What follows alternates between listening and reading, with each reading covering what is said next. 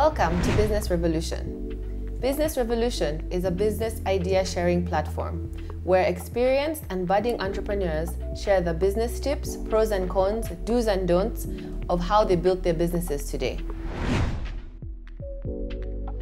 Today, we have Ms. Prudence Okonika of Bella Wines. I'm Natalie Bituture, and this is Business Revolution. Thank you for making the time to share with us, Prudence. Thank you, Natalie, for inviting me. I'm so happy to be here. We're very happy to have you. Thank you. To start off, we would love to get to know a bit about you. Who are you? Where did you come from? How did this journey all begin? The journey is very long, as you see me long.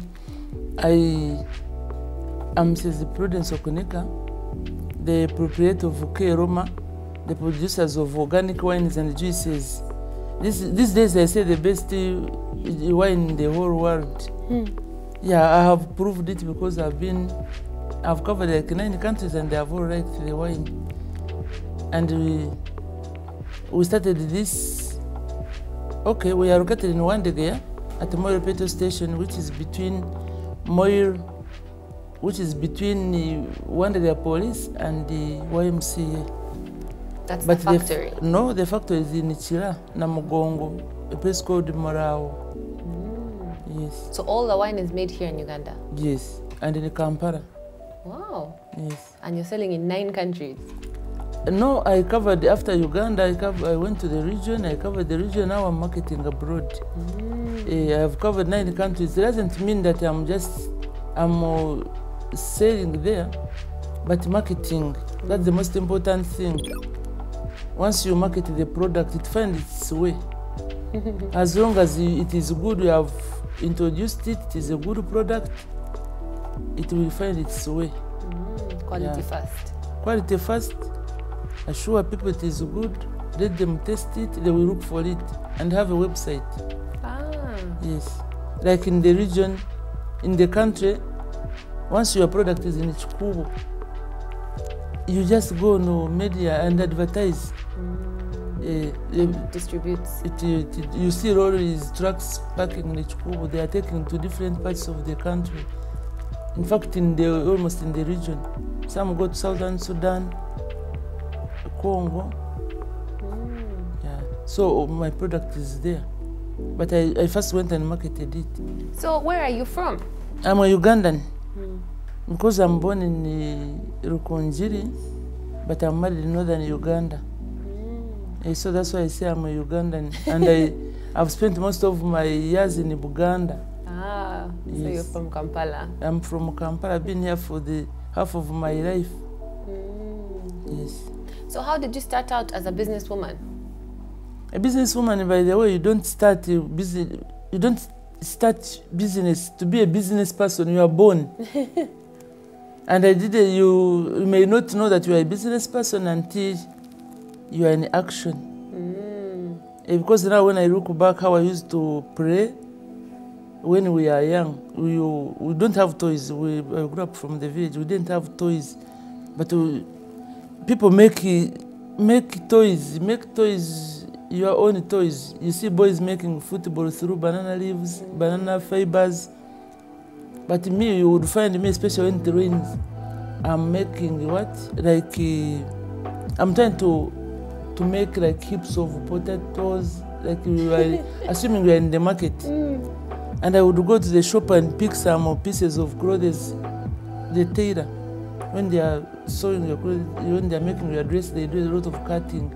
I would pick them, come and make a structure like a shop. Then put a thread and I hang them. That is my shop. So that's how I came to know that when I look back, I was born a business person. And I'm a type who didn't want to depend so much on my parents. I appreciated what they give me. I was not that demanding type. And now, my father was also an entrepreneur as well. He didn't know and I also didn't know. Because he started from nothing and he progressed. But you didn't know? I didn't know he was. I didn't know he was even special. That is, he's a peasant. Even I think I never saw his parents. He grew up an orphan, but he was the most popular person in that district. Yet he was the poorest, he had the poorest background. Oh. So how he started his business, I found he was already in the business, but still in a rough way. Those days there were no bars. People we have plenty of matoke. People were making this tonto. I don't know whether you have heard of this local brew. So tonto was our local brew. What you do this weekend, you brew. We come to your place, we drink, and the other weekend, but we are poor. You find you cannot afford salt, but you have those local brew. I think my father saw an opportunity in it. So he used to make the tonto? Yeah, because everyone has banana plantation.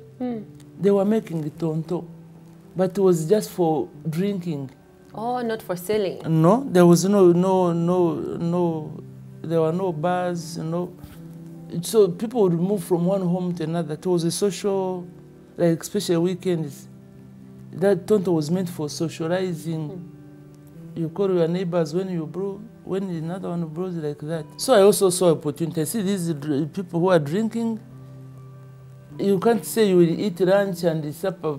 So I saw if I put eggs here, people will buy. So I would boil a bowl of what?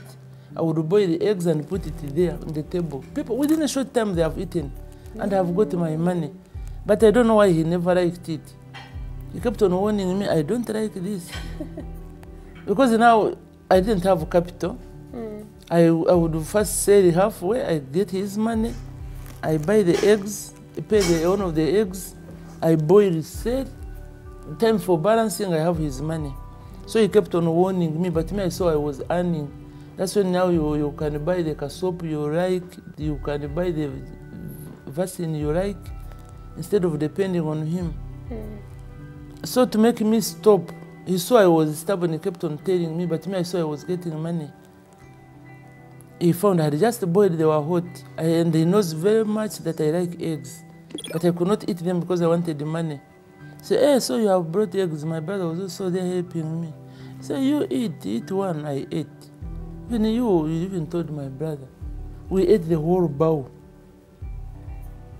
So now in the evening, time for balance, after giving him his money, I said, I want my money for what? He said, for the eggs. Which eggs? The one I ate. You ate the eggs. How do you expect me to pay? That's when I knew that now he was serious. He didn't want me. I don't know why he didn't want me to do business. So I never asked him until he died. I never asked him that. Why? How old were you when this happened? I was like from 9, 10 years we were there serving in the bar. Wow. So when that one happened, I was like 11 years. Because I still remember very well. So now when I after my O-level, Machete Heart, I tried stenography in a cover, typing and what in a cabaret, did not go well. I got a chance of coming to, I tried the nursing. Oh. Yeah, because now when I was doing the A-level, we are near the Nyachibari Hospital. You know the hospital is near the Machete Secondary School. I used to admire nurses with their capes. Yeah. I didn't know what they go through, so I wanted to do midwifery. I applied and I was taken. But what I saw inside there is not what I expected. I tolerated for a full year, but I saw this is not my line. So I got a chance of coming to UCC Nakawa. Oh. Yeah, I did stenography. Before I finished, my husband got me, and before I finished, I got a job with finance. By then, after O-level and you are doing that course, you are marketable. So when I applied in finance, I was taken. I was on my last year. Stenography is writing? Typing, office English. Oh. Stenography is to do with office work, typewriters. So very marketable then. Because like now in the cover I was trying typing, just typing. But now here stenography involves a lot of things. Like now what I did in the cover, you are not called a secretary, you are called a copy typist. You type what you have been given. But a stenographer, you come and dictate and go away. So it is me to figure out what you want me to write, and I write, I give you the finished letter. So for how long did you do this kind of work, this kind of business? No, it has been, it is my life. You don't see it as work. Keep me here for a long time, you see the business I will do here. So we've been listening to very many interesting stories of the long career Prudence has had in entrepreneurship and business. Let's take a short break. Welcome back to Business Revolution. We've been learning a lot from Miss Prudence of Bella Wines about her long and interesting entrepreneurship journey. So now let's dive back in to see what lessons we can learn from her. You've had this long career and you've done so many different businesses in different sectors. Yes. Are there particular tips or values that you feel carry throughout, it doesn't matter what type of business, that you would advise the youth to learn? Yeah. Like what I have learned, in order to succeed in any business, I think why I was succeeding in any business I'm doing is being honest. So what I do after being, because now I would go to the bank wants me to get money from the bank. The bonds are saying we have this nice car which can do delivery very well. Every morning there is an application coming, a marketeer, a driver. So what I do, I say, you bank, pay this money in the bond, let me have the car, you driver come, you marketeer come, I have the product. Go. I brand the car. You go. Sell the product, put the money in the bank. End of the month, before installment of the what? Of the loan. Of the loan. But now, I have reached a stage of going direct to the bond. I go, they come and tell me you have this. Take, you will pay. They know, they trust you now. They trust your me. Reputation. And that's what I do. Before I finish paying for it, it's not mine. They work, I bank the money, end of the month, I'm paying. By the time you realize the vehicle is for the company. That's how I have managed. But that's the same skill. You see the opportunity to put them together, the marketing, the bond, and the bank. Yes. Bank, put it together and move forward. And my father used to tell me, never play with somebody's money. Money is dangerous. And now I can see, you have seen people killing for money. Now how would you start playing about with somebody's money? So when you have respect for somebody's money, you can't just play around. I come to you, Natalie, please help me. I've got something, I've seen something which I can buy and get some profit. You help me with your money. After I don't pay you, you call me, I switch off my phone. So those are the values. When you are very honest, you start by fearing God. When you fear God, you don't want to do those funny things. And I think those are one of the things that I have achieved, have made me achieve. Because like now, when I started this business, you reach a point where you need real funds. Where now relatives cannot help, because I used to borrow from relatives, you pay back. But now, as business grows, you need money from the banks. It was not easy. The first time, because they don't trust you, people have taken money and defaulted. It is now when I understand. We used to see these loan officers as if they are the owners of the bank. But maybe they have a problem when you don't pay back. So you would first shed a tear before you get money from the bank. But now they look for me. Because they have shown, I would struggle, make sure I pay back. Even if now you have borrowed money and the business is not doing well, I'd rather borrow from another institution, pay back. To make sure that you don't default. And I don't default. So that one also, those are the values that helped me to. And being very honest, tell the truth.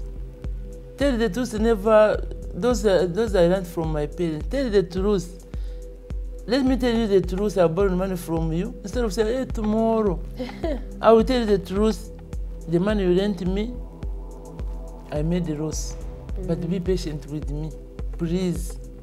And of course, I will not say you don't lose hope. And I make sure I get you the money. you will trust me.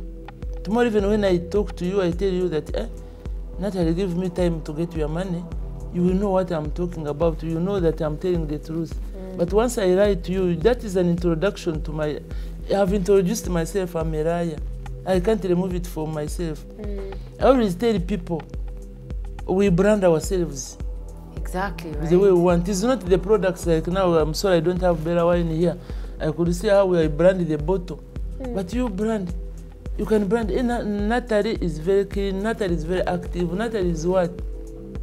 I can say, hey, Prudence is the thief. Prudence, when you give money, she will never pay you. So it depends how you brand yourself.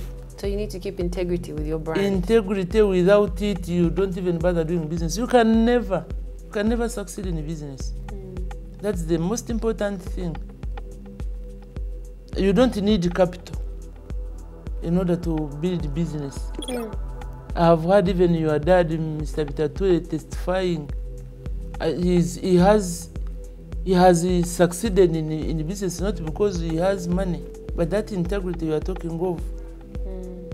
How much money, how much capital do you need to build all this? Somebody even can steal billions and billions, say, let me build a hotel like this, let me start a what like Mr. Bitature. The world collapse. We have started from nothing. You start from nothing, but with your honest, being sincere and faithful, you will build slowly. Everyone will want to help you to see you go another step. Because you have that goodwill with people. Goodwill. You've not cheated anyone, you've not lied, you've not stolen. No. The business you are doing, which makes people shed tears, it's not a business. It's better you leave it. I always tell people point blank. This business you are doing, I've come to you are cheating me. You better close now because it's going to close. And that is the truth. Yeah. Some even have stolen money, they want to see where we are and want to start from there. They think it is money. No? Yeah, it's the capital. Everyone, that's the first question. I don't have capital. Where do I get capital? It's so many other things that have to come together. In fact, today, this afternoon, even I was arguing with someone. He was telling me, it is capital because now I've seen the other gentleman who came with his money. He has started a very big enterprise. He has started wine. He's packing nice bottles. I say, you wait, that one is going to collapse. But these ones, there are some whom I've been watching. He started slowly. And he's there selling one bottle. He's increased that. Those ones I have hope. But this one say, by the way, that woman has got a lot of money from wine. Let me also do this. For them, they have capital. You don't start from up. Like now, this hotel, can you start it from the roof? You have to start from the foundation. Otherwise, it will collapse. And I've not seen businesses which have succeeded, maybe by luck. But you give it time. You need the substance, that foundation.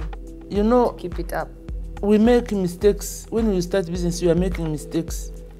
But imagine I've now borrowed your money to put in my small business. Something has happened. I can give you an example. When I started selling plastic bottles in finance, selling to my colleagues, I was selling family members, selling in jerrycans. Everyone knows me in this country because I was a walker. You know, it is very rare to find a woman walking like with jerrycans on the street. To sell, you are active. I'm in a taxi. My children would escort me up to the taxi. I have put like 3 jerrycans, 20 liters. They have gone back home. They were wondering what is she going to do when she comes out of a taxi. So you can now imagine those jerrycans, everyone is looking at me, it is smelling in a taxi. You have come out of a taxi at the park and now I say, what next? Thank you for sharing it with us. Thank you for inviting me. I'm so happy. I'm so happy and I don't regret for suffering, working so hard because this recognition, I don't take it for granted. This invitation to come here and air my experiences, I don't take it for granted. Thank you.